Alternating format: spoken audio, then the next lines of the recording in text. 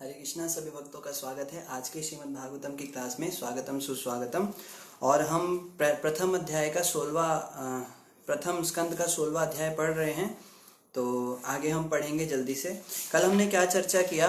कल यहाँ पे वर्णन आ रहा था कि धर्म पूछ रहे हैं धरा से, जो भूमि देवी हैं, कि आपने गाय का रूप बना रखा है और आप इतनी दुखी लग रही हैं, आप रो रही हैं, आपकी आंखों में आंसू आ रहे हैं, तो इसका कारण क्या है, मुझे ये बताइए।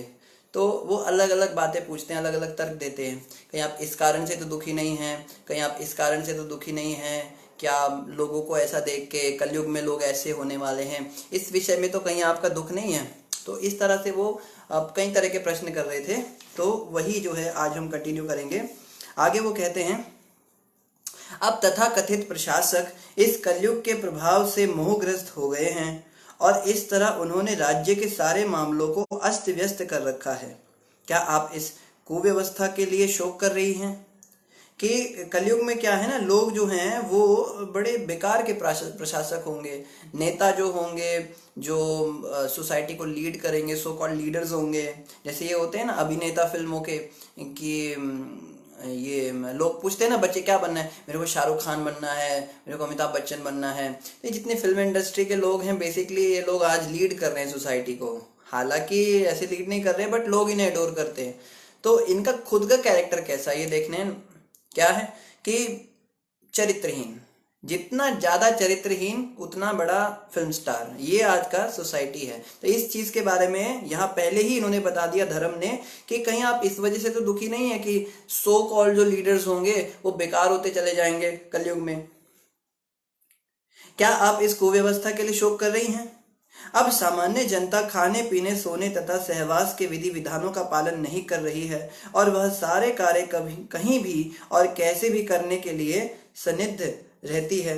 क्या आप इस कारण से अप्रसन्न हैं? ना तो खाने का कोई नियम है, न पीने का, न सोने का कोई नियम है, और ना सहवास का कोई नियम कि शादी करके अपनी पत्नी के साथ मर्यादा में रहना, कोई सिस्टम नहीं।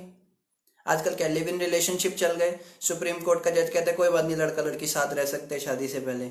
अभी तो पता नहीं कुछ नया वो सब लैंगिक और वो सब चीजें भी चल रहा है। तो ये सारे जो चीजें हैं, ये धर्म कह रहे हैं पृथ्वी देवी को कि इस कारण से तो आप दुखी नहीं हैं। आगे क्या बता रहे हैं? 23वां श्लोक। हे माता पृथ्वी, पूर्ण पुरुषोत्तम भगवान हरि ने तुम्हारे भारी बोझ को उतारने के लिए ही श्री कृष्ण के रूप में स्वयं अवतार लिया। कृष्ण तो आपका बोझ उतारने के लिए तो आए थे ना। यहाँ के उनके सारे कार्य दिव्य हैं और वे मोक्ष पथ को पक्का करने वाले हैं। अब आप उनकी उपस्थिति से विहीन हो गई हैं। शायद अब आप उन्हीं कार्यों को सोच रही हैं और उनकी अनुपस्थिति में दुखी हो रही हैं। या फिर हो सकता है यही कारण होगा। देखो वो कह रहे थे ना कि नैमिषारण्य के ऋषि शौनक ने कहा था, सूत गोस्वामी आप कहाँ हमें ये कहानियां सुना रहे हैं, अगर ये कृष्ण से रिलेटेड है तो हमें ये बात बताओ, नहीं तो हमें नहीं जानना। तो अब जो है कृष्ण से रिलेट कर रहे हैं।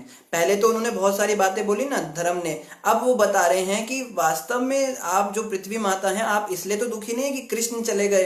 कृष्ण ने अवतार लिया था आपका भार उतारने के लिए और अब कृष्ण जा चुके हैं। तो कृष्ण से रिलेटेड बात थी, लेकिन शौनक जी सुन नहीं पाए पूरा। तो उन्होंने फिर बीच में जो है बोला सूत गोस्वामी ने कि ये कारण है कि मैं आपको ये बात बता रहा हूँ, कृष्ण से रिलेटेड है। कृष्ण से जो चीजें संबंधित नहीं है ना, भक्तों से सुनना ही नहीं चाहते। जैसे हम है ना, हम क्या करते हैं, कभी टाइम पास करने के लिए कुछ टीवी देख लेते हैं या कुछ वीडियोस देख लेते हैं, टिकटॉक देख लेते हैं या यूट्यूब देख लेते हैं। भक्त ऐसे नहीं होते। भक्त क्या करते हैं, कृष्ण के संबंध के अलावा कुछ भी नहीं जानते।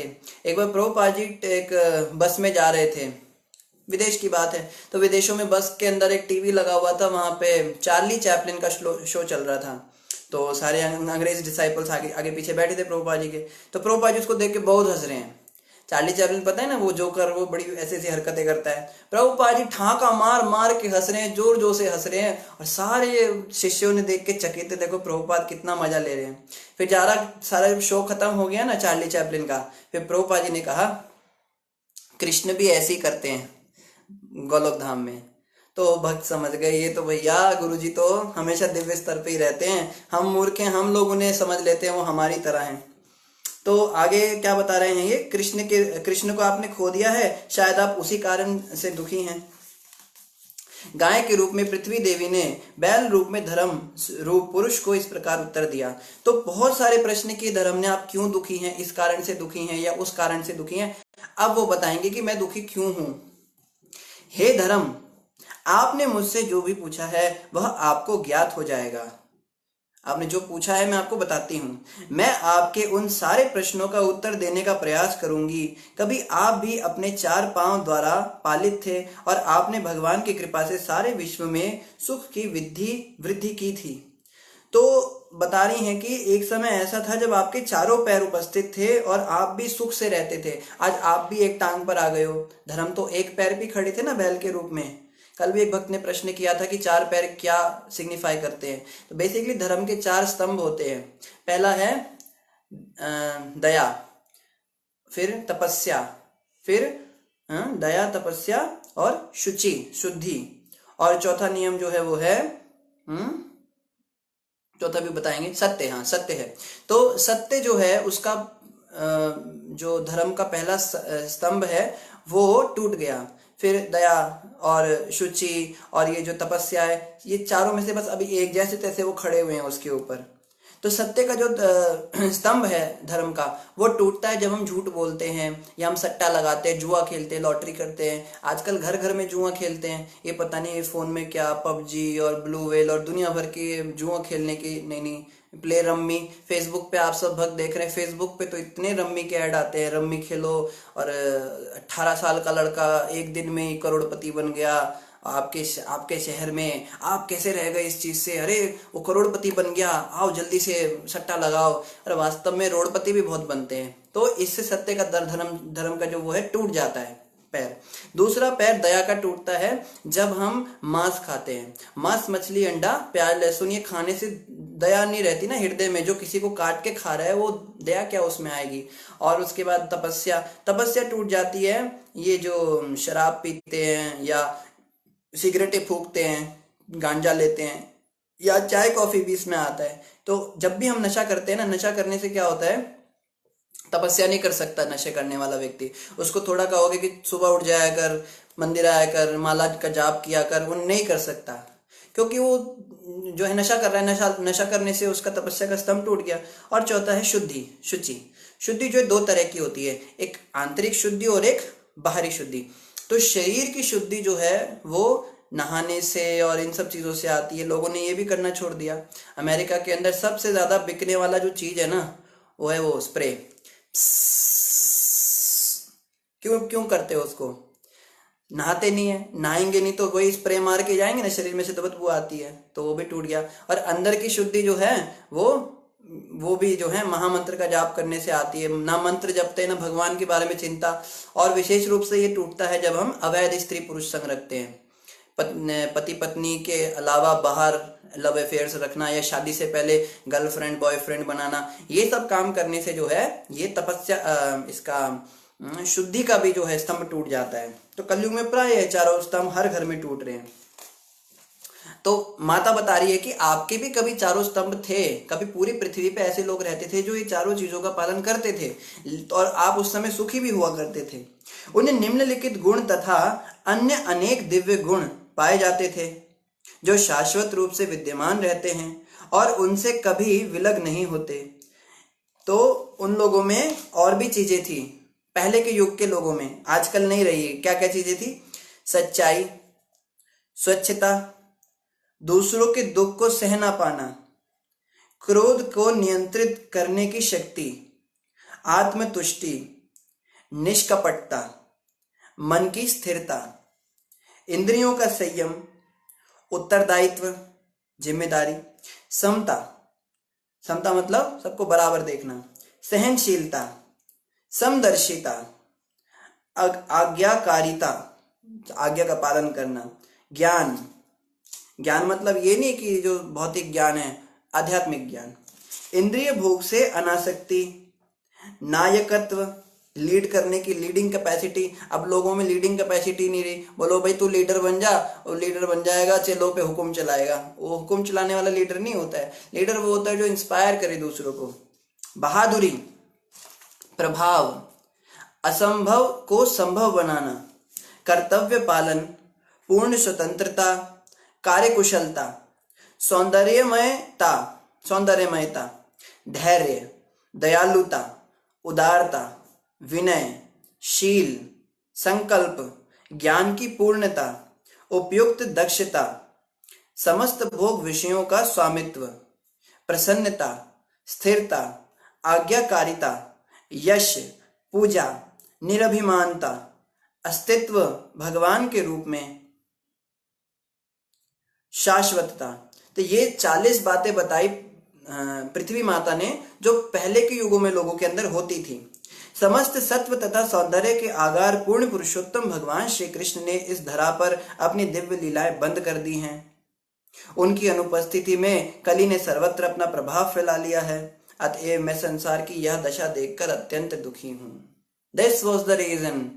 कह रही है that's why I am very unhappy. आप पूछ रहे हो ना क्यों दुखी हूं मैं, मेरी आंखों से आंसू क्यों निकल रहे हैं। तो पृथ्वी देवी कहती हैं गाय के रूप में, कृष्ण चले गए और कलयुग आ गया, तो सारे चारों तरफ मैं देख रही हूँ संसार की बुरी दशा है, पूरी दुर्दशा हो रखी है, सब लोग उसकी चपेट में आ गए, कलयुग की चपेट में। हे देवताओं में श्रेष्ठ, मैं अपने विषय में तथा आपके विषय में और उसी के साथ ही साथ सभी देवताओं, ऋषियों, पितृलोक के निवासियों, भगवत भक्तों तथा वर्णाश्रम धर्म के पालक सभी मनुष्यों के विषय में सोच रही हूँ। मैं तो टेंशन में आ गई ये सोच सोच के। कि क्या सोच सोच के टेंशन में आ गई माता? कहती है आपका क्या होगा, धर्म की तो धज्जियां उड़ेंगी, धर्म के नाम पे धंधे चलेंगे कलयुग में, लोग धर्म का बाना पहनेंगे, कपड़ा पहनेंगे और लोगों को पागल बनाएंगे। होता है ना, अभी इतने बड़े बड़े बाबा लोग पकड़े जाते हैं, फ्रॉड बाबा तो पकड़े जाते हैं, पर होते मौलवी और ये पास्टर और मदर और सब उल्टे पुल्टे काम करते हैं धर्म की आड़ में। भारत के अंदर इनके विषय में कोई बोलता नहीं है, साधु के विषय में सब बोलते हैं। खैर, तो माता ये बता रही हैं कि आप जो हैं, आपके विषय में मैं बड़ी चिंतित हूं। और क्या, देवताओं को भी अब तर्पण नहीं मिलेगा, कोई उनको यज्ञ नहीं करेगा। ऋषि भी दुखी रहेंगे। पितृलोक के निवासी, कोई उनको पिंडदान नहीं करेगा, पिंडदान का सिस्टम बंद हो जाएगा। और जो वर्णाश्रम का पालन करने वाले हैं उनके बारे में सोच रही हूँ। जो थोड़े बहुत बचे ना, इक्का दुक्का, जो ब्रह्मचारी रहते हैं या सदगृहस्थ होते हैं या जो सन्यास लेते हैं, वर्ण जो जितने भी 4 वर्ण हैं, ब्राह्मण है, क्षत्रिय, वैश्य, शूद्र, ये जो पालन करने वाले लोग हैं, इनके विषय में मैं दुखी हूँ। क्यों? क्योंकि इन चीजों का पालन करने वाले को कलयुग में कोई पूछेगा ही नहीं। कलयुग में बड़ी बड़ी इंडस्ट्रीज होंगी, बड़े बड़े शॉपिंग मॉल्स होंगे, क्लब्स होंगे, इसमें उन्हीं लोगों की डिमांड होगी जो जितना गंदा काम कर सकता है।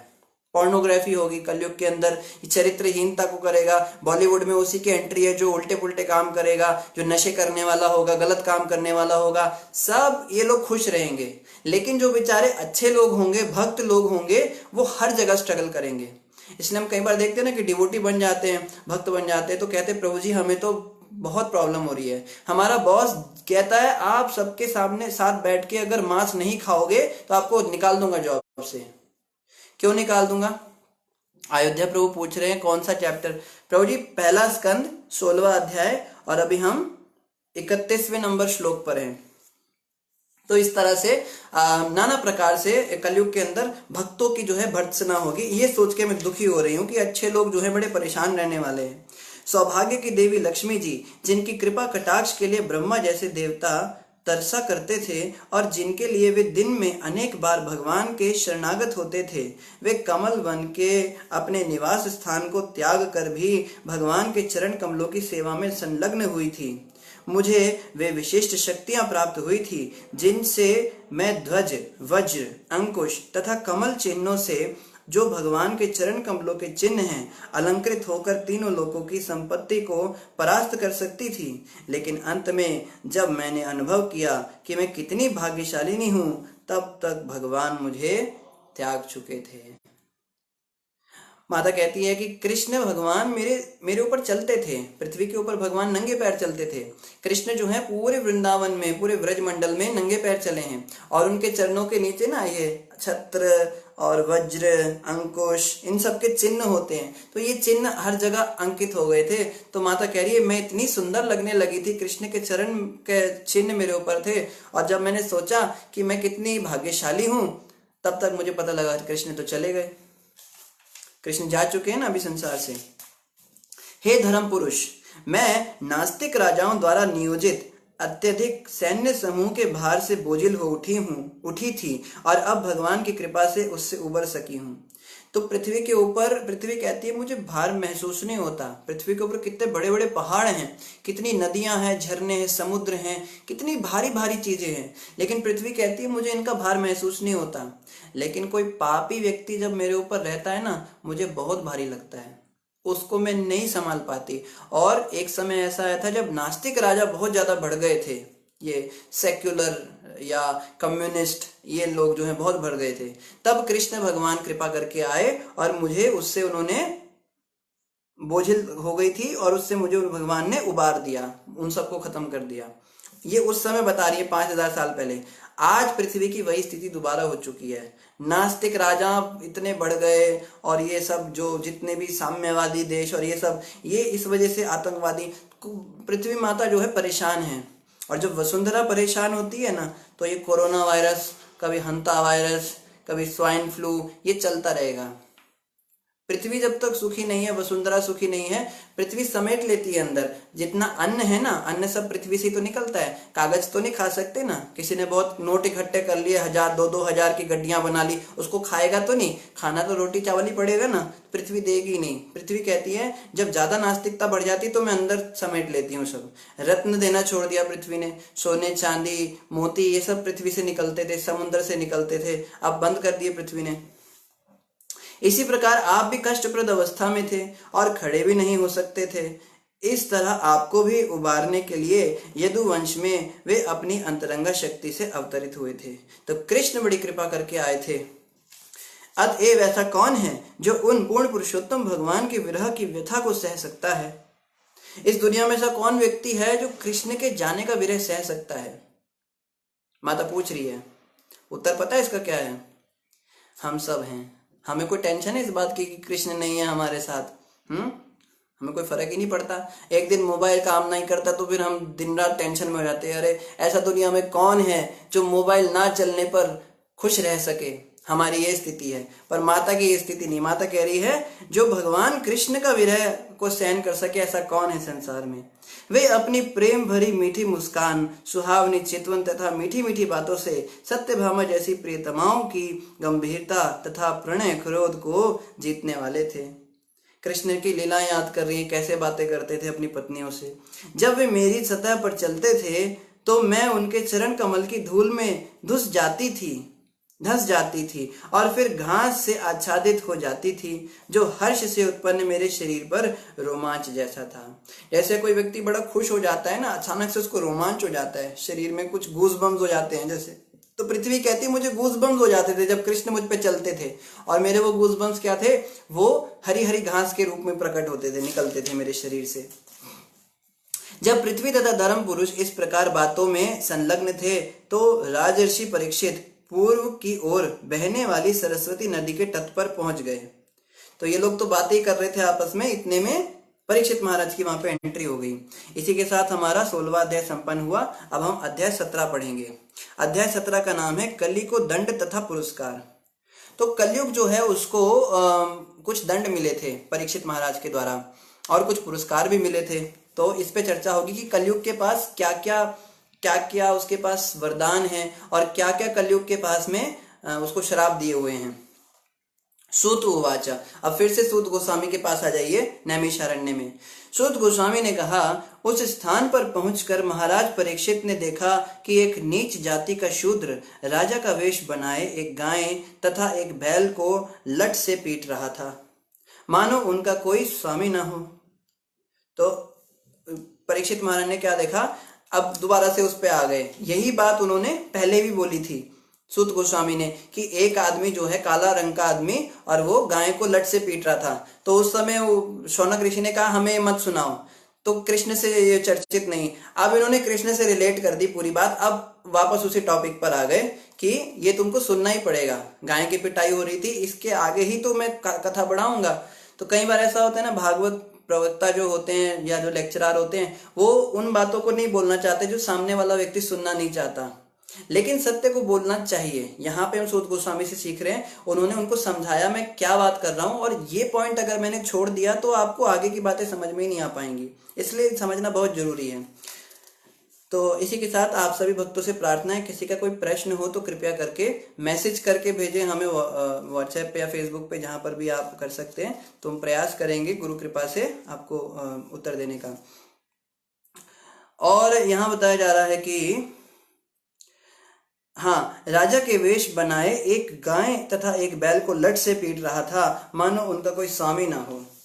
तो जिस गाय का, जिस बैल का कोई स्वामी नहीं होता, उसको बहुत लोग दुत्कारते हैं। वो कभी सब्जी मंडी में बेचारी घुस जाती है, कभी टमाटर खाती है, कभी कुछ हरे पत्ते खाती है, तो लोग लट से पीटते हैं, उसको भगाते हैं। तो ऐसे ये काला आदमी उन्हें पीट रहा था। बैल इतना धवल था कि जैसे श्वेत कमल पुष्प हो, एकदम सफेद रंग का बैल था, इतना सफेद जैसे कोई सफेद रंग का कमल पुष्प हो। वह उस शूद्र से अत्यधिक भयभीत था जो उसे मार रहा था। बैल डर रहा था, वह इतना डरा हुआ था कि एक ही पैर पर खड़ा थरथरा रहा था और पेशाब कर रहा था। उस बेचारे का पेशाब निकल गया। एक टांग पे खड़ा हुआ है बैल, उसको भी पीट रहा है। बताओ कैसा ये बदमाश आदमी है, कौन है ये आदमी। यद्यपि गाय उपयोगी है क्योंकि उससे धर्म प्राप्त किया जा सकता है, किंतु वह दीन तथा बछड़े से रहित हो गई थी। वो कोई उसके आगे पीछे था नहीं गाय के, उसको देखने वाला। उसके पांवों पर शूद्र प्रहार कर रहा था, तो वो शूद्र जो है वो उसके पैरों पे लठ बजा रहा है। उसकी आंखों में आंसू थे और वह अत्यंत दुखी तथा कमजोर थी। वह खेत की थोड़ी सी घास के लिए ललायित थी। बेचारी भूखी थी, प्यासी थी और लाचार थी, बेबस थी, फिर भी उसको लठ मार के पीट रहा है। आजकल भी ये देखने में नजारा आता है, लोगों के अंदर दया धर्म नहीं रही। ये तो बेचारा लठी पीट रहा है। लोग तो क्या क्या करते हैं, वेस्टर्न कंट्रीज में क्या बताएं। हमारे गुरु भाई हैं, पता नहीं कौन से देश की वो बात बता रहे थे। कहते मैं शॉपिंग मॉल में कुछ सामान खरीदने के लिए गया और जैसे ही मैं अंदर घुसा तो मेरी आंखों के सामने सब, बस समझ जाइए क्या था। तो ये स्थिति चल रही है। धनुष बाण से सज्जित तथा स्वर्ण जटित रथ पर आसीन महाराज परीक्षित उस शूद्र से मेघ के समान गर्जना करने वाली गंभीर वाणी में बोले, अरे तुम कौन हो? तुम बलवान प्रतीत हो रहे हो, फिर भी तुम उन असहाय को मारने का साहस कर रहे हो जो मेरे संरक्षण में हैं। ये गाय और बैल जो हैं ये मेरे जुरिस्डिक्शन में रहते हैं, मेरे राज्य में रहते हैं। तुम कौन होते हो? वेश से तुम देवतुल्य पुरुष राजा बने हुए हो, तुमने राजा के कपड़े पहन रखे हैं, किंतु अपने कार्यों से तुम द्विज क्षत्रियों के सिद्धांतों का उल्लंघन कर रहे हो। अगर तुम क्षत्रिय हो, तुम राजा हो, तो राजा तो ऐसा नहीं करते, कभी भी गाय को नहीं मारते हैं। तो तुम निश्चित रूप से कोई धूर्त हो। आजकल लोग होते हैं ना, बड़े बड़े अच्छे अच्छे कपड़े पहनेंगे और गाय को पीटेंगे। इनके लिए कह रहे हैं परीक्षित महाराज, अरे धूर्त, क्या तुम इस निर्दोष गाय को मारने का दुस्साहस इसलिए कर रहे हो कि भगवान कृष्ण तथा गांडीवधारी अर्जुन दृष्टि से बाहर हैं? तुम इसलिए डर नहीं रहे हो कि भगवान कृष्ण नहीं रहे और अर्जुन नहीं रहा तो अब मैं इसको पीटूंगा गाय को, उनको देखभाल करने वाले वही थे। चूंकि तुम इस निर्दोष को एकांत स्थान में मार रहे हो, अतएव तुम अपराधी हो और वध किए जाने के योग्य हो। तुमको तो देखते ही मुझे मार देना चाहिए। यहाँ से सीख लेनी है हमें। अगर हमारी आंखों के सामने कभी ऐसा अपराध दिखे तो बहुत, हम तो निकल जाते हैं ना ऐसे देख के, चलो हो रहा है। नहीं नहीं बाबा, गाय माता को जो पिटाई करता है उसको देखना भी बहुत बड़ा पाप है, उसको सहन करना। उस व्यक्ति को जाके बोलना चाहिए, तेरे को, तू जान से मारने के योग्य है। हाँ, जब तक कृष्ण भगवान संसार में थे ना, गौ की बहुत अच्छी स्थिति थी, सब गौ माता बड़ी प्रसन्न थी। कृष्ण के चले जाने के बाद में बिल्कुल असहाय हो गई। तब उन्होंने, महाराज परीक्षित ने बैल से पूछा, अब वो बैल से पूछ रहे हैं, अरे तुम कौन हो? तुम श्वेत कमल जैसे धवल बैल हो गया हो या कोई देवता हो? तुम सच बताओ, कहीं तुम कोई देवता तो नहीं हो? तुम अपने 3 पैर खो चुके हो और केवल 1 पैर पर चल रहे हो। क्या तुम बैल के रूप में कोई देवता हो जो हमें इस तरह क्लेश पहुंचा रहे हो? तुमको देख के हमें इतना दुख हो रहा है, तुम्हारे 3 पैर नहीं है, कहीं तुम कोई देवता तो नहीं हो? कुरुवंश के राजाओं के बाहुबल से सुरक्षित राज्य में आज मैं पहली बार तुम्हें आंखों में आंसू भरे शोक करते हुए देख रहा हूं। हमारे कुरुवंश कब से चल रहा है? राजा पुरु से चल रहा था। इक्ष्वाकु वंश की परंपरा, बहुत पुराना ये कुल है। सूर्यवंश, चंद्रवंश, तब से लेके हजारों लाखों साल से आज तक पहली बार मैंने देखा है कि बैल मेरे सामने रो रहा है, गऊ मेरे सामने रो रही है। आज से पहले कभी ऐसा हुआ नहीं। आज तक किसी ने पृथ्वी तल पर राजा की उपेक्षा के कारण आंसू नहीं बहाए। ऐसा कभी नहीं हुआ आज तक। हे सुरभि पुत्र, सुरभि कहते गाय को, गाय के बेटे, अब तुम और शोक ना करो। अब तुम्हें अब चिंता करने की जरूरत नहीं है। Don't fear. तुम्हें इस अधम जाति के शूद्र से डरने की आवश्यकता नहीं है। इस बदमाश से तुम्हें डरने की जरूरत नहीं है। तथा हे गौ माता, जब तक मैं शासक या खलों के दमनकर्ता के रूप में हूं, तब तक तुम्हें रोने की आवश्यकता नहीं है। तुम्हारा सभी तरह से कल्याण होगा। अब मैं आ गया हूं ना, परीक्षित महाराज कह रहे हैं, अब आप लोग टेंशन मत लो, मैं इसको बताता हूं अभी। अब आप लोग बिल्कुल निश्चिंत हो जाइए, ये आपको मार नहीं पाएगा। हे साध्वी, यदि राजा के राज्य में भी सभी प्रकार के जीव त्रस्त रहें, तो राजा की ख्याति, उसकी आयु तथा उसका उत्तम पुनर्जन्म पर लोग भी नष्ट हो जाते हैं। ये बड़ी इंपॉर्टेंट बात बताई जा रही है। क्या? यदि राजा के राज्य में सभी प्रकार के जीव त्रस्त रहें, यानी कि कोई शासन कर रहा है, कोई शासक है और उसके कार्यकाल में भी उसकी प्रजा दुखी है, परेशान है, तरस रही है किसी चीज के लिए, तो उसका क्या, उसकी आयु नष्ट हो जाती है, उसकी उम्र कम हो जाती है। जैसे थी ना हमारी भारत की प्रधानमंत्री थी, 36 गोलियां उसमें से दाग दी उसके शरीर में, उसकी कोई उम्र थी मरने की। दूसरे एक और प्रधानमंत्री थे, उनको बम से ही उड़ा दिया गया था, एक को गोली मार दी थी। आप जानते हैं किसको। तो ये जो हैं, इनकी आयु इसीलिए नष्ट होती है क्योंकि इनके राज्य में प्रजा दुखी है। और क्या कह रहे हैं, पुनर्जन्म भी नष्ट हो जाता है, उसका अगले जन्म भी उसको बड़ा गंदा मिलता है। प्रभुपाद जी ने एक बार बताया था, जो जवाहरलाल नेहरू थे ना, देश के पहले प्रधानमंत्री, जवाहरलाल नेहरू के लिए प्रभुपाद ने बताया था, वो किसी पता नहीं कौन से देश में बता रहे थे, मैं भूल गया, किसी देश में कुत्ता बना हुआ घूम रहा है अभी वो व्यक्ति, ये उसका पुनर्जन्म उसको मिला है, ये प्रभुपाद ने कहा था। यह राजा का प्रधान कर्तव्य है कि जो पीड़ित हो सर्वप्रथम उनके कष्टों का शमन किया जाए। अतएव मैं इस अत्यंत दुष्ट व्यक्ति को अवश्य मारूंगा, क्योंकि यह अन्य जीवों के प्रति हिंसक है। जो व्यक्ति पीड़ितों को, हमारा जो है, हम कोई भी व्यक्ति है, उसका सबसे पहला कर्तव्य है कि उसकी आंखों के सामने अगर किसी के ऊपर जुल्म किया जा रहा है तो उसको तुरंत जो है उसका शमन करे, उसको बचाए। यही सिखिज्म की फिलॉसफी थी। पहले जमाने में ऐसा था, जो गुरु गोविंद सिंह जी हुए थे या उनसे भी पहले जो और गुरु हुए थे, इन्होंने ये पंथ की स्थापना ही इसीलिए की थी कि हम जो हैं पीड़ित लोगों को बचाएंगे और हमारा काम यही होगा कि हम केवल दुष्टाई को खत्म करें। कहीं पे भी जुल्म होता था, कुछ होता था, लोग इनको पत्र लिखते थे, तो ये जो हैं ये उनको बचाने के लिए चले जाते थे वहां पर। ये इनकी फिलॉसफी थी। अभी बाद में ये अपना ही एक नया धर्म बन गया और बड़ा विचलित हुआ, बीच में कुछ उल्टे सीधे नेता आ गए, इस वजह से बड़ा अभी चल रहा है। पर अभी भी हमने देखा है बहुत सारे ऐसे हमारे सिख भाई हैं जो उन्हीं सिद्धांतों का पालन करते जो उनके गुरुओं ने उनको सिखाया है। ये खालिस्तान और इन सब चीजों में वो पढ़ते नहीं ज्यादा। उन्होंने, महाराज परीक्षित ने बैल को बारंबार संबोधित करते हुए इस तरह पूछा, हे सुरभि पुत्र, तुम्हारे 3 पांवों को किसने काट लिया है? अच्छा मुझे ये बताओ, तुम्हारे 3 पैर गए कहाँ, किसने उन्हें काटा? उन राजाओं के राज्य में जो पूर्ण पुरुषोत्तम भगवान कृष्ण के नियमों के आज्ञाकारी हैं, तुम्हारे समान दुखी कोई नहीं है। तुम ये बताओ कि तुम्हें दुख किस बात का है, किसने तुम्हारे पैर काटे? हे वृषभ, तुम निरपराध हो और पूर्णतया ईमानदार हो, अतएव मैं तुम्हारे कल्याण की कामना करता हूँ। कृपया मुझे अंग भंग करने वाले दुष्ट के बारे में बताओ, जो पृथा के पुत्रों के यश को कलंकित कर रहा है। कितनी बदनामी की बात है, कितनी बेइज्जती की बात है कि राजा परीक्षित के संसार में होते हुए भी बैल का कोई पैर काट दिया किसी ने। ये तो बहुत शर्म की बात है मेरे लिए। ये बहुत शर्म की बात होनी चाहिए अगर किसी राजा के राज्य में गऊ और बैलों को काटा जा रहा है। निरपराध जीवों को जो कोई भी कष्ट पहुंचता है, उसे चाहिए कि विश्व में जहां कहीं भी हो मुझसे डरे। दुष्ट का दमन करने से निरपराध व्यक्ति को स्वतः लाभ पहुंचता है। तो कोई भी व्यक्ति इस संसार में अगर हो जो बुरे काम कर रहा है तो उसको मुझसे डरना चाहिए। और परीक्षित महाराज जो हैं, जब तक ये थे तब तक कलयुग अपने पैर नहीं फैला पाया था। कलयुग ने पैर तब फैलाए, कलयुग भी बड़ा चालाक था, उसने बड़े तरीके से परीक्षित महाराज को मरवाया। परीक्षित महाराज मरने वाले नहीं थे इतनी जल्दी, उनका शरीर नहीं छूटने वाला था। कलयुग ने बड़ी घिनौनी चाल चली और परीक्षित महाराज को 7 दिन के अंदर उनकी मृत्यु हो गई। ये भी आगे वर्णन आएगा कैसे कलयुग ने ये घिनौना काम किया।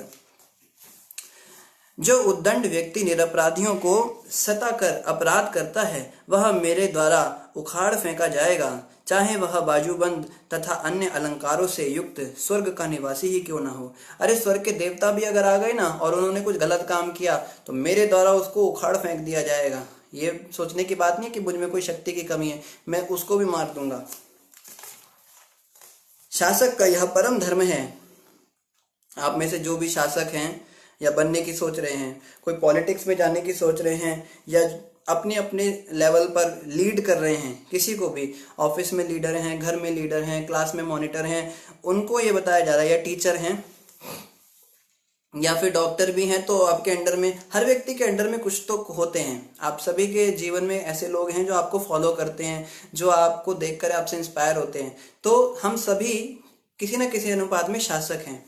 तो शासक का धर्म क्या है, ध्यान से सुनते हैं क्या बताया जा रहा है। शासक का यह परम धर्म है कि कानून पालन करने वाले व्यक्तियों को सभी प्रकार से संरक्षण प्रदान करे। कि हमारे सर्कल में, हमारे अंडर में जितने भी लोग कानून का पालन करते हैं, नियमों का पालन करते हैं, जो हमारे द्वारा सेट किए हुए सिद्धांत हैं उनको मानते हैं, उनको संरक्षण प्रदान करना चाहिए। होता क्या है, जिन लोगों से हमें फायदा होता है, जो हमारे को अच्छा प्रोडक्शन देते हैं, जो हमारा लाभ करते हैं, उनको तो हम बहुत प्यार करते हैं। और दूसरा, अगर कोई व्यक्ति कानून का पालन करने वाला होता है, उसके साथ अगर ये व्यक्ति गलत करे तो हम चुप रहते हैं, क्योंकि इसको कुछ कहेंगे तो हमें प्रोडक्शन देना बंद कर देगा। पर ऐसा नहीं करना चाहिए। जो व्यक्ति धर्म का पालन कर रहा है, नियमों का पालन कर रहा है, हाँ, उसका सबसे पहले हमको ध्यान रखना चाहिए। और भी कुछ बताया है। जो सामान्य दिनों में जब आपातकाल नहीं रहता शास्त्रों के आदेशों से विपत हो जाते हैं, उन्हें दंड दे। जो स्क्रिप्चर्स को फॉलो नहीं करते, शास्त्रों के बताए हुए विधि विधानों को नहीं मानते, उनको दंड देना चाहिए, उन्हें पनिशमेंट देनी चाहिए। कि जैसे कोई मांस खाने वाला है, आपके अंडर में रह रहा है और आप देख रहे हैं, तो उसको अवश्य दंड देना चाहिए। दंड का मतलब ये नहीं है कि उसको पिटाई करो या उसको मुर्गा बना दो, ये नहीं। दंड कई प्रकार का हो सकता है। उसको मतलब कुछ तो लालच रहना चाहिए कि अगर मैं शास्त्रों के नियमों का पालन करूंगा तो बॉस बहुत खुश हो जाएंगे मुझसे। और यहाँ क्या कह रहे हैं, आपातकालीन स्थिति में नहीं रहता। तो कई बार ऐसा होता है, इमरजेंसी सिचुएशंस होती हैं। देखो हमारे जो शास्त्र है ना, कितना ज्यादा प्रैक्टिकल है। कह रहे हैं अगर इमरजेंसी सिचुएशन है तो वहां पे अगर धर्म का पालन नहीं हो रहा है, शास्त्रों का पालन नहीं हो रहा है, इट्स ओके। लेकिन अगर जहाँ पे इमरजेंसी सिचुएशन नहीं है तो वहां पे ये पक्का होना चाहिए। ये नहीं कहा जा रहा है कि मरो चाहे जियो, तुमको जो है ये नियम का पालन करना ही पड़ेगा, नहीं तो तुम 2 जख्म में जलोगे, तुम्हें जल्लाद मारेंगे, ऐसा नहीं कहा जा रहा। प्रैक्टिकली देखना है, is it possible for me to do this particular thing. अगर मैं ये कर रहा हूं तो अगर वो पॉसिबल है तो करना चाहिए। धर्म उवाच, तो धर्म को बताया उसने, गौ माता ने, ऐसा हुआ। और धर्म से फिर परीक्षित महाराज ने कहा कि तुम डरो मत, मैं आ गया हूं। तो अब धर्म क्या बोल रहे हैं परीक्षित महाराज को। धर्म ने कहा, अभी आपने जो शब्द कहे हैं वे पांडव वंशी व्यक्ति के लिए सर्वथा उपयुक्त हैं। आई वॉज एक्सपेक्टिंग दिस, मैं तो सोच ही रहा था कि पांडवों का जो वंशज है वो ऐसी ही बात करेगा। तुम बिल्कुल, हाँ, 10 on 10 तुमको मैं देता हूं इसके लिए। पांडवों के भक्तिपूर्ण गुणों से मोहित होकर ही भगवान कृष्ण ने दूत का कर्तव्य निभाया। दूत मतलब मैसेंजर। जैसे किसी एक राजा को किसी दूसरे राजा के पास कोई खबर पहुंचानी होती थी तो वो अपना एक दूत भेजता था। वो दूत जाता था वहां पर, उसको बोलता था राजा ने ऐसे ऐसे बोला है, तो ऑब्वियसली राजा से नीचे हुआ ना। लेकिन कह रहे हैं पांडव इतने महान भक्त थे भगवान के, कृष्ण उनके लिए मैसेंजर बन गए, कृष्ण उनके दूत बनकर दुर्योधन को समझाने के लिए गए। कितनी बड़ी बात है। तो पांडवों की प्रशंसा कर रहे हैं कि तुम ऐसे पांडवों के तुम वंशज हो। हे पुरुष श्रेष्ठ, यह निश्चित कर पाना अत्यंत कठिन है कि किस दुष्ट ने हमें कष्ट पहुंचाया है। तुमने प्रश्न किया कि मेरे 3 पैर कैसे कट गए, तो ये मुझे एग्जैक्टली इस चीज को निश्चित कर पाना मेरे लिए थोड़ा मुश्किल है। मुझे जो है चूज कर पाना मुश्किल है कि एग्जैक्टली किसके कारण मैं दुखी हूं, क्योंकि हम सैद्धांतिक दार्शनिकों को के भिन्न भिन्न मतों से भ्रमित हैं। ये बहुत अच्छी बात कही। इतने सारे मत चलते हैं कलयुग में, बाप रे बाप, सबकी अलग अलग फिलॉसफी। कोई कहता है भगवान निराकार है, कोई कहता है साकार है, कोई कहता है ये देवता भगवान है, कहते हैं वो देवी भगवान है, कोई कहे हम ही सब भगवान है, कोई कहे हमारे गुरुजी भगवान है, कोई कहे भगवान है ही नहीं, हम बस आते हैं और मर जाते हैं, कोई कहे कि संसार सब कुछ झूठा है, सब माया है, ब्रह्म सत्य जगन मिथ्या। दुनिया भर की फिलॉसफीज, जितने मुंह उतनी बातें।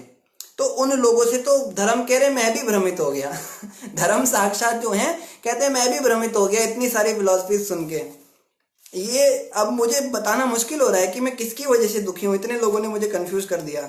यही हमारी भी तो स्थिति होती है ना, किसी भी मंदिर में जाओ, किसी भी संस्था में जाओ, अलग ही फिलॉसफी, किसी भी धर्म में जाओ, किसी भी संप्रदाय में जाओ, किसी भी पंथ में जाओ, किसी भी मत में जाओ, और ऐसा नहीं है कि एक धर्म में सब फिलॉसफी ना, एक धर्म के अंदर फिर दुनिया भर की फिलॉसफी, उसमें भी किसी एक आदमी को पकड़ो तो उसके भी जितने वो होते हैं अलग अलग, उसके भी बहुत सारे ब्रांचेस होती हैं। इतनी दुनिया भर की फिलॉसफी, बाप रे, मैं तो जो है चकरा गया। धर्म कह रहे हैं सभी प्रकार के द्वैत से इनकार करने वाले कतिपय दार्शनिक यह घोषित करते हैं कि मनुष्य अपने सुख तथा दुख के लिए स्वयं ही उत्तरदायी है। कुछ दार्शनिक ऐसे हैं, कुछ ऐसे फिलोसफर्स हैं जो कहते हैं we are responsible for what we are getting. अगर आज मैं दुखी हूं ना तो ये इसलिए नहीं है कि कोरोना वायरस आ गया, या मैं इसलिए दुखी नहीं हूं कि मेरी पत्नी ने मुझसे झगड़ा कर लिया, मैं इसलिए दुखी नहीं हूं कि मेरे खेत में सूखा पड़ गया, ये मेरे ही कर्म थे, मैं खुद जिम्मेदार हूं अपने जो मेरे साथ बुरा हो रहा है उसका, और जो भी मेरे साथ अच्छा हो रहा है उसका भी मैं स्वयं ही जिम्मेदार हूं। ये कुछ फिलोसफर्स की थिंकिंग है। अन्य लोग कहते हैं, दूसरे लोग क्या कहते हैं कि दैवी शक्तियां इसके लिए जिम्मेदार हैं। वो जैसे पहले भी हमने बताया था ओ माय गॉड फिल्म के बारे में, द एक्ट ऑफ गॉड, भगवान की वजह से ये हुआ है, भगवान के कारण हम दुखी हैं। वो आता था ना, पहले फिल्में होती थी बॉलीवुड में, तो उसमें एक बूढ़ी सी औरत जो है वो अंधेरी रात है और अंधेरी रात में भगवान सामने मुरली पकड़े हुए खड़े हैं कृष्ण कन्हैया, और अचानक से आंधी चलने लगी और बिजलियां कड़क रही हैं और सारी घंटियां मंदिर की हिल रही हैं, और वो कहती है मैंने तेरा क्या बिगाड़ा है भगवान, तूने क्यों मेरे साथ ऐसा किया। और फिर भगवान टेढ़े मेढ़े होकर कैमरे में आ रहे हैं, और फिर वो कहती है ठीक कर दे मेरे बच्चे को अभी के अभी, और फिर बच्चा जिंदा हो जाता है, फिर शंख बजने लगते हैं। बिल्कुल बोगस फिलॉसफी। भगवान क्यों जिम्मेदार होंगे भाई, तेरे साथ कुछ बुरा हुआ है तो तेरे अपने कर्म हैं। पर धर्म कह रहे हैं, कुछ लोग ऐसा सोचते हैं कि ये भगवान की वजह से हुआ, भगवान ऐसा ना करे, भगवान ने उस बेचारे के बाप को क्यों छीन लिया, अभी तो उसकी इतनी कम उम्र थी, बच्चा भी छोटा ही था, वो मर गया उसका बाप, भगवान को क्या दिखता नहीं है, वो देखो वो इतना बुरा बुरा कर्म कर रहे, भगवान को वो नहीं दिखता, अच्छे लोगों को भगवान, अजी आजकल तो जमाना ही अच्छा नहीं रहा, भगवान भी उन्हीं का साथ देते हैं जो, ऐसा नहीं है, भगवान कुछ नहीं करते। पर चलो कुछ लोग ऐसा कहते हैं, और भी कुछ लोग हैं इनसे महान लोग क्या क्या करते हैं, धर्म बता रहे हैं। देखो क्या कहते हैं, कुछ ऐसे भी लोग हैं जो कहते हैं कि इसके लिए कर्म जिम्मेदार है, और जो निपट भौतिकवादी हैं, जो बिल्कुल भगवान से दूर दूर तक कोई मतलब ही नहीं जिन लोगों का, बस पैसा बनाओ, खाओ पियो ऐश करो, किसी से कोई मतलब नहीं, कुछ नहीं, वो क्या कहते हैं, वे मानते हैं कि प्रकृति ही इसका अंतिम कारण है। This is all because of nature. कोई कहे ना भाई दुनिया की शुरुआत कैसे हुई, वो कहेंगे दुनिया की शुरुआत पता है कैसे हुई, एक वो था पॉइंट था नेचर का, और वो जीरो मास का था और इनफाइनाइट वॉल्यूम का था, और वो फटा तो फिर सारी दुनिया बन गई, बिग बैंग हुआ। ये निपट भौतिकवादी लोगों की विचारधारा है कि जो कुछ भी हो रहा है नेचर की वजह से हो रहा है। भगवान कहाँ है। एक साइंटिस्ट थे, उन्होंने एक मैगजीन निकाली थी जब नया नया रॉकेट लॉन्च हुआ था, तो रॉकेट लॉन्च के बाद में वो काफी ऊपर तक आसमान में लोग अंतरिक्ष में होकर आए थे, तो कहता है हम स्पेस की गहराई में गए, आसमान से भी ऊपर चले गए, हमें भगवान कहीं दिखाई नहीं दिया। देखो वो मूर्ख ये कह रहा है हम ऊपर तक रॉकेट में गए, हमें भगवान नहीं दिखा। तेरे को भगवान दिखेगा भी कैसे, तेरे को तो अपनी पीठ नहीं दिखती है, अपनी पीठ को देखने के लिए तो तुझे आईना चाहिए, तेरे को अपनी आंखों के पास जो सबसे पास पलक होती है वो तेरे को नहीं दिखती है, तो भगवान को देखने की बात करता है। ऐसे ऐसे मूर्ख लोग भी होते हैं दुनिया में जो कहते हैं बस सब कुछ जो है बिना भगवान के ही चल रहा है। ये बड़े नास्तिक लोग होते हैं। तो ये धर्म बता रहे हैं, ऐसे कुछ लोग हैं। कुछ ऐसे भी चिंतक हैं, इनसे भी कोई महान है, इनसे भी महान कौन हो सकता है, सोचिए वो क्या कहता होगा। धर्म बता रहे हैं, ऐसे भी कुछ चिंतक हैं जिनका विश्वास है कि ना तो तर्क द्वारा कष्ट का कारण निश्चित किया जा सकता है, ना उसे कल्पना से जाना जा सकता है, ना ही शब्दों द्वारा उसे व्यक्त किया जा सकता है। ये लोग क्या कहते हैं, ये कहते हैं आप जो हैं अनुमान लगा रहे हो कि फटा होगा, नहीं भी फटा होगा। आप अनुमान लगा रहे हो डायनासोर रहे होंगे, नहीं भी रहे होंगे। आप अनुमान लगा रहे हो कि ऐसे हुआ होगा, अर्ली मैन हुए, बंदर से आदमी आया, नहीं भी हुआ होगा, आपने देखा थोड़ा ना है। तो ये कह रहे हैं कि तर्क से या अनुमान से हम नहीं समझ सकते। कहते हैं लॉजिक आप लगा रहे हो कि ये ऐसे हुआ, पृथ्वी जो है छोटा पौधा बड़ा पेड़ बनता है, तो आप लॉजिक लगा रहे हो कि पहले कभी रहा होगा जब एक बीज था, और या फिर कोई गधा था, एक साइंटिस्ट था डार्विन। कितनी अच्छी बात कह के गया, पता है डार्विन, हमें हमारे स्कूलों में इसको पढ़ाया जाता है। सोचिए ये चीज पढ़ाई जाती है स्कूलों में। क्या, एक गधा था और वो पेड़ के पत्ते खाता था, छोटे पेड़ों के पत्ते। तो छोटे पेड़ों के पत्ते जो है खत्म हो गए, गधों के सारे गधे परेशान हो गए, अब क्या करें। तो ऊंचे पेड़ के पत्ते जो हैं खाने के लिए उन्होंने गर्दन ऊंची करनी शुरू करी अपनी, उनको खाने के लिए ऐसे जीव निकालते थे। तो कई जनरेशन बीती, उनकी कई पीढ़ियां बीती, करते करते उनकी गर्दन ऊंची ऊंची होते होते वो जिराफ बन गए। और क्या, एक भालू था, वो भालू जो है उसको मछलियां बहुत पसंद थी। तो भालू मछलियों को खाने के लिए नदी में कई बार जंप लगाता था, तो नदी में तैरता था। तो ये तैरने का सिलसिला कई पीढ़ियों तक चलता रहा और तैरते तैरते वो व्हेल मछली बन गया। ये डार्विन की थ्योरी है। तो उसने तो उसके बाप ने देखा होगा, भाई हमें तो ये सब समझ में नहीं आती बातें, ऐसा कैसे हो सकता है। तो यहाँ पे कह रहे हैं कुछ लोग ऐसे भी होते हैं जो इसका खंडन करते हैं कि आप कल्पना कर रहे हो, आप अनुमान लगा रहे हो, या आप लॉजिक दे रहे हो, इससे आपको परम सत्य नहीं समझ में आएगा, सृष्टि का कारण नहीं समझ में आ पाएगा। और हे राजऋषि, आप अपनी बुद्धि से यह सब सोचकर अपने आप निर्णय करें। अब जो है प्रश्न क्या था, प्रश्न ये पूछा था कि आपके 3 पैर काटे किसने। तो उसका इतना सुंदर इन्होंने उत्तर दिया, कुछ लोग ऐसा कहते हैं, कुछ लोग वैसा कहते हैं। अब आप देखिए क्या है घुमा दिया, उनको कंफ्यूज कर दिया पूरी तरह। तो परीक्षित महाराज सोचने लगे भाई क्या बोला इन्होंने, क्या हुआ। इतने में सूत गोस्वामी बता रहे हैं, वापस कैमरा नैमिषारण्य के जंगल में ले आइए अपना। सूत गोस्वामी आगे कहते हैं, हे ब्राह्मणों में श्रेष्ठ, धर्म को इस तरह बोलते सुनकर सम्राट परीक्षित अत्यंत संतुष्ट हुए और बिना किसी त्रुटि या खेद के उन्होंने इस तरह उत्तर दिया। तो हम लोग अगर उनकी जगह होते तो हम तो पजल ही सॉल्व करते रहते ना।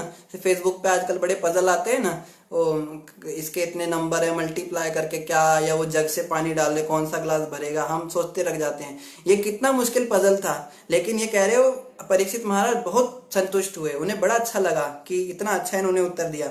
और इस प्रश्न का अब परीक्षित महाराज ने क्या उत्तर दिया। हमारे पास समय है, हाँ समय है, 15 मिनट और समय है। तो परीक्षित महाराज ने देखो क्या उत्तर दिया।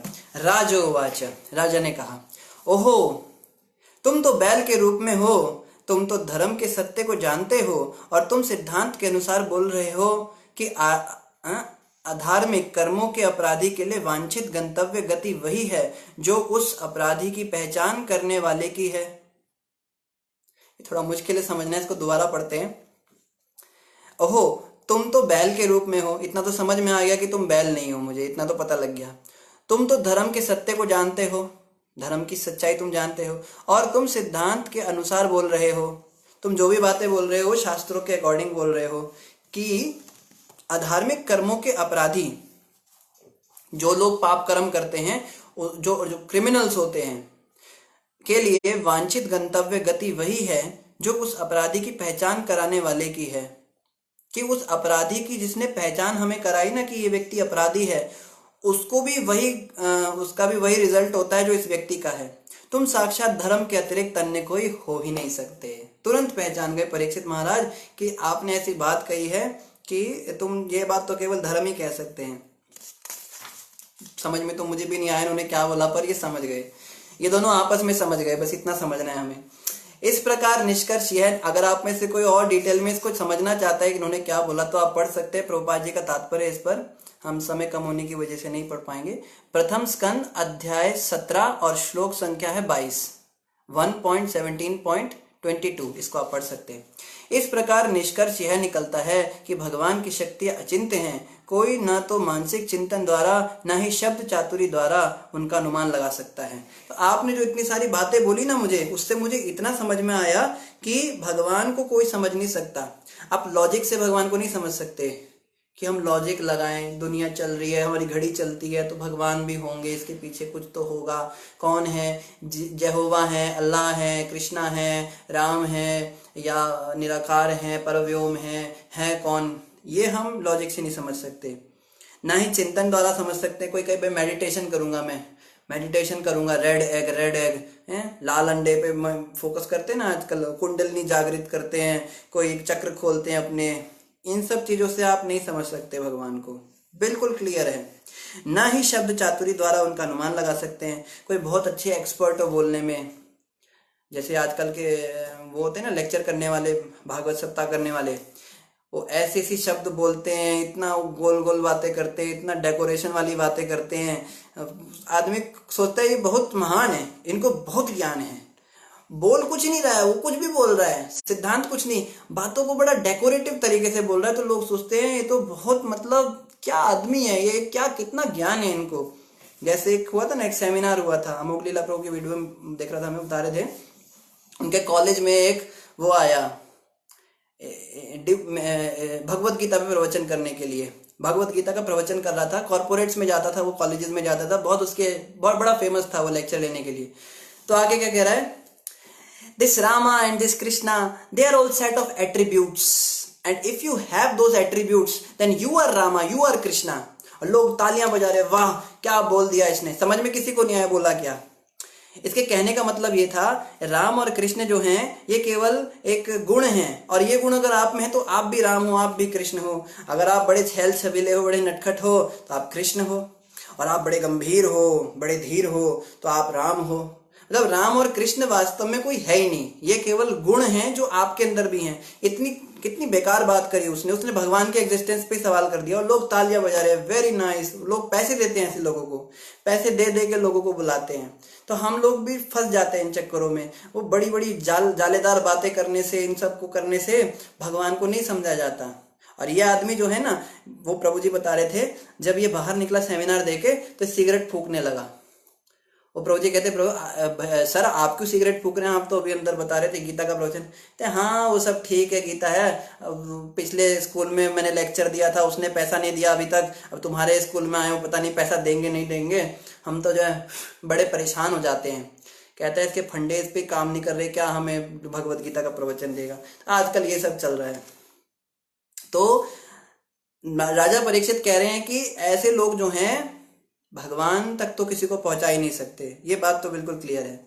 आगे क्या कह रहे हैं, सतयुग में तुम्हारे चारों पैर। तो हर्षित जी हैं यहाँ पर, हर्षित जी आपका उत्तर आ गया, अब ध्यान से सुनिए। इन्होंने पूछा था कि बैल जो है उसके 3 पैर कटे हुए हैं, एक पैर रह गया धर्म के रूप में, तो ये पैर क्या क्या चीज सिग्निफाई करते हैं, धर्म के कौन से 4 पैर। सतयुग में तुम्हारे चारों पैर तपस्या, पवित्रता, दया तथा सच्चाई के 4 नियमों द्वारा स्थापित थे। तो सतयुग में सब लोग तपस्या करते थे, सब लोग पवित्र रहते थे, सब लोग दयावान थे, और सब लोग सच बोलते थे। ये धर्म के 4 पैर थे। किंतु ऐसा प्रतीत होता है कि अहंकार, काम वासना तथा नशे के रूप में सर्वत्र व्याप्त अधर्म के कारण तुम्हारे 3 पांव टूट चुके हैं। कौन कौन से पांव टूट चुके हैं? अहंकार, काम वासना के कारण तो ये पैर टूटता है। पवित्रता का, जो व्यक्ति काम के वशीभूत हो जाता है वो कभी पवित्र नहीं रह सकता, उसके मन में हमेशा उसका मन मैला रहता है, वो जिसको भी देखता है वो काम भाव से देखता है। दूसरा नशा, नशे के रूप में तपस्या टूट गया, तपस्या का पैर भी टूट गया। और अहंकार जो है, अहंकार का मुझे समझ में नहीं आ रहा एग्जैक्टली अहंकार से कौन सा पैर टूटा है, या तो सच्चाई का टूटा है या दया का टूटा है। तो ये 3 पैर तो तुम्हारे जो हैं टूट चुके हैं। अब तुम केवल एक पैर पर खड़े हो जो तुम्हारे सत्य है, तुम्हारा सत्य। हाँ, तो समझ में आ गया, ये जो है ये नशा वाला था, ये बचा हुआ है, बस खाली सत्य बचा हुआ है। कौन सा टूटा? दया भी टूट गया, मांसाहार शुरू हो गया ना। तो केवल सत्य का ही एक पैर तुम्हारा बचा हुआ है, थोड़ा बहुत लोगों में सत्य बचा है। तो तुम्हारा सत्य है, जो तुम्हारा सत्य है और तुम अब किसी न किसी तरह से जी रहे हो, किंतु छल से फूलने फलने वाला यह कला रूपी कली उस पांव को भी नष्ट करना चाह रहा है। तो कलयुग जो डंडे बजा रहा था ना उनके पैर पे, वो एक्चुअली में सोच रहा था सत्य क्यों रह गया, दया चली गई, तपस्या चली गई और शुद्धि साफ सफाई चली गई, अब ये जो सत्य बचा है इसको भी मैं हटा दूं, वो सत्य को भी खत्म करना चाह रहा था। निश्चय ही पृथ्वी का बोझ भगवान द्वारा तथा अन्यों द्वारा भी कम किया गया है। तो बहुत सारे ऐसे ऐसे बड़े बड़े राजा हुए हैं, स्वयं भगवान भी समय समय पर इस संसार में आते हैं और पृथ्वी का बोझ कम करते हैं। पृथ्वी का बोझ कम करने का मतलब ये नहीं है कि कचरा उठा देते हैं या पहाड़ों को काट देते हैं। पृथ्वी बोझिल होती है नास्तिक लोगों से। जब दुनिया में नास्तिक असुर लोग बहुत बढ़ जाते हैं ना, तो पृथ्वी बोझिल हो जाती है। उनको मार के ये काम किया गया। जब वे अवतार के रूप में विद्यमान थे तो उनके शुभ पद चिन्ह द्वारा समस्त कल्याण संपन्न होता था। तो जब तक कृष्ण थे तब तक तो हर जगह कल्याण था। अब यह सती दुर्भाग्यवश भगवान द्वारा परित्याग होने के कारण अपने नेत्रों में आंसू भरकर अपने भविष्य के लिए शोक कर रही है, क्योंकि अब वह शासक के जैसा स्वांग करने वाले निम्न जाति के पुरुषों द्वारा शासित तथा भोग्य है। तो अब जो है, अब तक तो ठीक था, अब आगे क्या आने वाला है समय, अब शासक के रूप में, शासक मतलब जो राजा होंगे, जो नेता होंगे, जो लीडर्स होंगे, उनके रूप में निम्न जाति के पुरुष शासन करेंगे पृथ्वी का। निम्न जाति का मतलब ये नहीं है जातिवाद बताया जा रहा है कि ब्राह्मण क्षत्रिय या कोई चमार है, कोई ये वाली जाति नहीं। निम्न जाति का मतलब होता है गंदे गंदे काम करने वाले लोग। जैसे ये फिल्म इंडस्ट्री का मैंने एग्जांपल दिया, बॉलीवुड ने जितनी गंदगी भारत में फैलाई है ना, वैसे किसी ने नहीं फैलाई। जब ये टीवी पे एक्ट्रेसेस ने उल्टे सीधे कपड़े पहनने शुरू करे, हमारी घर की बहू बहन बेटियां बेकार हो गई। और जब इनके टीवी के जो एक्टर हैं, ये लोग ये लड़कीबाजी करना शुरू हुआ, हमारे घर के बेटे और बूढ़े बूढ़े आदमी भी मैंने देखे हैं क्या क्या हरकतें करते हैं, आपको क्या बताऊं। ये इसकी देन है। यही बात यहाँ पहले से बताई जा रही है कि पृथ्वी को पहले ही पता लग गया था कि समय ऐसा आने वाला है, इस वजह से वो दुखी है। और क्या बता रहे हैं, इस प्रकार एक साथ 1000 शत्रुओं से अकेले लड़ सकने वाले महाराज परीक्षित ने धर्म तथा पृथ्वी को सांत्वना दी। तो महाराज परीक्षित के अंदर इतनी शक्ति थी कि 1000 लोग अगर सामने आ जाए ना, तो सबके साथ अकेले लड़ सकते थे वो। हम तो एक आदमी को नहीं संभाल पाते। टीवी में दिखाते ना, वो हीरो जो है फाइटिंग कर रहा है और बड़े सारे विलन्स ने उस पर डंडे रख दिए, खूब सारे डंडे, और एकदम बीच से ऐसे उठता है और सब उड़ जाते हैं हवा में। ये केवल देखने की चीजें हैं, पर यहाँ बताया जा रहा है 1000 चारों तरफ से अगर करें, इन पे वार करे परीक्षित, और जब तीर मारते हैं तो पता नहीं लगता कहाँ से तीर आ रहा है। सोचो 1000 जगह से तीर आ रहे हैं आपको, आप देखे होगे इतने में ही खत्म। पर कह रहे हैं इनके अंदर शक्ति थी। इसको जो जैसे कहते हैं ना, रथी, महारथी, अधिरथी ये होते थे। और कहीं तो ऐसे से भी होते थे 10 लाख लोगों से अकेले लड़ सकते थे, ऐसे से भी राजा होते थे। आजकल क्या रह गया, कुछ नहीं रह गया। ये जितनी एजुकेशन देते हैं ना बच्चों को, उतने बच्चे बुज़दिल, चूहा देख के डर जाते हैं लोग, क्या ये 1000 लोगों से लड़ेंगे। जब कली ने समझ लिया कि राजा उसको मार डालना चाह रहा है, तो उसने तुरंत राजा का वेश त्याग दिया और भयभीत होकर अपना सिर झुकाकर पूर्ण रूप से उनके समक्ष आत्मसमर्पण कर दिया। तो कलयुग को समझ में आ गया कि ये परीक्षित महाराज बड़े गुस्से में आ गए हैं और मैंने इसका पैर तोड़ने की कोशिश करी, इनको बड़ा बुरा लगा। तो तुरंत जो है उसने अपने राजा वाले कपड़े छोड़ दिए और गिड़गिड़ाने लगा, मुझे माफ कर दो, मुझसे बहुत बड़ी गलती हो गई, आज के बाद कभी दोबारा ऐसा नहीं करूंगा मैं। तो जब ऐसे लोग हमारे सामने समर्पण करें, जो दुष्ट काम कर रहे थे, और उनको थोड़ा सा पावर दिखाओ तो ऐसे ऐसे हो जाते हैं ना, उनके साथ में कैसा व्यवहार किया जाता है, उनको माफ किया जाता है या उन्हें दंड दिया जाता है, क्या किया जाता है, ये हम जानेंगे कल। आप सभी का बहुत बहुत धन्यवाद, और आप सभी कल भी समय पर पधारें। किसी कारण से हम ये वीडियो अब जो है केवल ऑनलाइन चलाएंगे, बाद में आप इसको नहीं दोबारा देख सकेंगे। तो अगर किसी का कोई प्रश्न है, कोई जिज्ञासा है इस टॉपिक से रिलेटेड, तो आप पर्सनली हमें मैसेज करके पूछ सकते हैं, चाहे तो व्हाट्सएप या फेसबुक पे। आप सभी का धन्यवाद। ग्रंथराज श्रीमद् भागवतम महापुराण की जय, जगत गुरु श्रील प्रभुपाद की जय, गौर भक्त वृंद की जय। हरे कृष्ण।